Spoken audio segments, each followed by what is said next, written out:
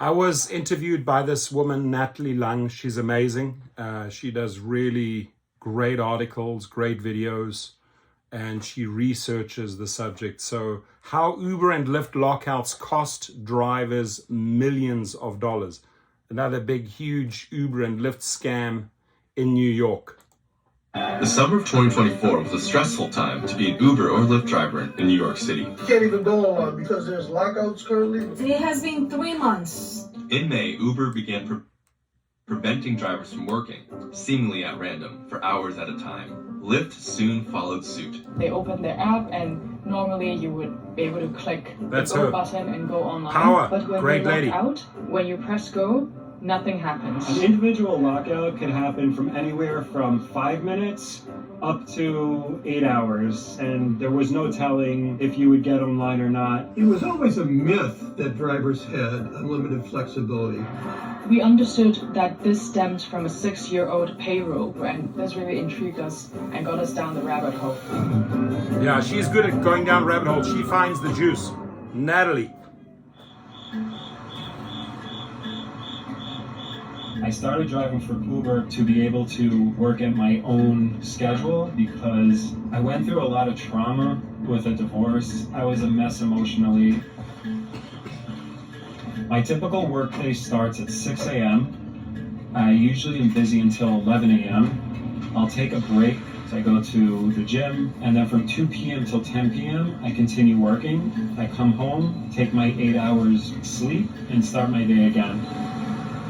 So basically a lockout is when you cannot go online to work. So essentially you're micro-fired.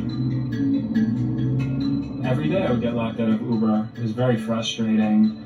It was also affecting my self-respect. What am I, just I'm a robot, like getting locked out? Like I'm a person, I have to feed my family. Like, come on, I have child support. In June, we heard that this group that is Natalie representing Lung. thousands of drivers in New York City is organizing a protest in front of Uber's offices in downtown Manhattan. I'm going to tell you something about this lady. This is a champion for us. I've spent countless hours in interviews with her. She digs in, man. She is our friend. She's our ally, just like Len Sherman. Drivers are classified as independent contractors because they set their own hours, while Uber and Lyft take a cut from each fare. New York's rules ensure them a minimum wage, at least in theory. We definitely know based on Uber's messaging to the drivers that they're trying to respond to this minimum wage requirement in the city. That really set us on the path of answering why, what is driving their decisions behind this. And we came up with this idea of creating a WhatsApp bot that has an automated chat conversation and allowed drivers to send us screenshots and answer a few simple questions. We got more than 7,300 screenshots from more than 800 drivers. We interviewed close to 120 drivers, and by the end of it, we had a pretty good idea of how these lockouts work. Lockouts happen every hour of the day, every day, and that's despite Uber saying their particular schedule of open access times where people shouldn't be locked out. We found that there were more than 400 instances of lockouts happening in surge zones, so there's definitely potential impact there on consumer pricing. A lot of people, through our interviews, we learned that they are working way beyond their usual hours to try to make what they made before. The New York Taxi Workers Alliance says the lockouts manipulate a key metric in the law, allowing Uber and Lyft to avoid paying a minimum wage. The business model of the rideshare industry, their approach is to flood the streets with as many drivers as they can get to sign onto their platform. That leads them to be incredibly inefficient in the use of the driver's time. Hey, no work today? Dad? Come on. Where's the secret spot? So drivers, they're paid per mile and per minute. But for New York City, the unique part of the formula is that there is a denominator in this formula which is called the utilization rate, which is a percentage that measures how busy drivers are. In 2017, I was contacted by the Taxi and Limousine Commission to consider undertaking a study that would support a minimum pay regulation for Uber and Lyft drivers. We spent a year very intensively researching the industry. We found in the course of our study, for 75% of the trips, drivers were being paid less than the equivalent of the minimum wage after factoring in their expenses. So it was necessary for them to have a special regulation to establish a minimum compensation standard for Uber and Lyft drivers. The formula that determines driver pay takes into account how often drivers actually have passengers in their cars, with a number called the utilization rate. If the companies keep drivers busy, nearly all the drivers' wages come directly from fares. But if drivers have too much downtime, the companies have to make up the difference. Before we had the utilization rate, if you wanted to be an Uber driver, you just had to agree to the Uber driving terms. I don't know how people hacked it. Maybe they didn't need any money and they lived with their parents or something. But anybody like me really wouldn't have done it full time. Drivers for Uber and Lyft in New York City can expect a raise soon. The rule went into effect in February 2019, but during COVID, rideshare demand plummeted, and that sort of delayed the showdown that we're seeing today. In the initial pay standard formula, utilization was supposed to be reset every 6 months. The TLC opted to not do that in the first year. COVID came along. The years after that, economy, everyone's recovering from COVID. So it was only in the spring of 2023 that the TLC got back to this utilization notion.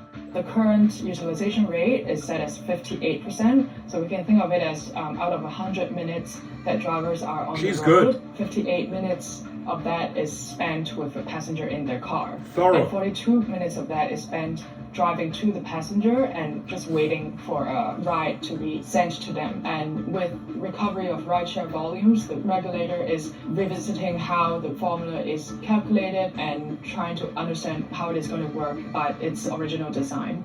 You are forcing companies to make a decision to lock out. Through July of this year, industry-wide utilization clocked in at 53%. According to a Bloomberg analysis, this means Lyft would have paid around $53 million more in minimum payments to drivers in the first half of 2024, and Uber would have paid at least $154 million. So after 2 months of lockouts and at least 2 protests by the drivers, the city and the 2 companies came to an agreement in late July saying they would reduce lockouts. Uber has stopped lockouts as of early September, but Lyft is still doing it. The fight over lockouts shows how challenging it is to protect workers in the growing gig economy. If we're to have a society in an economy that works for people in a sustainable way, there has to be the authority on the part of government to effectively regulate businesses to ensure that workers are fairly paid, that the companies are not allowed to create negative externalities. In no place in the United States are app workers winning. New York City was closest to a situation where the workers themselves would be assured that they could earn a minimum compensation level and be paid for their expenses. The lockout situation now is putting that at risk. I think Uber is a fantastic thing. I actually bought shares of Uber right when they came out, and unfortunately I had to sell them, but I would have loved to hold on to them. I really do appreciate being an independent contractor and making my own way in life. If there was an opportunity... I'm going to ask you really, seriously, do you believe that you are an independent contractor? Are they treating you like an independent contractor, dude? Out there, I would definitely take it. But currently, being an independent contractor works for my schedule and for my passions in life.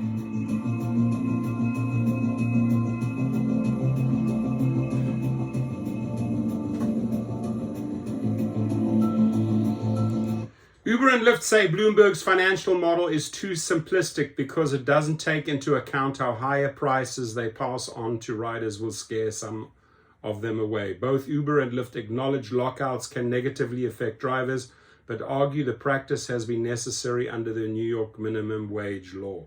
That's their comeback line. Ladies and gentlemen, I'll let New York drivers speak. Comment, please.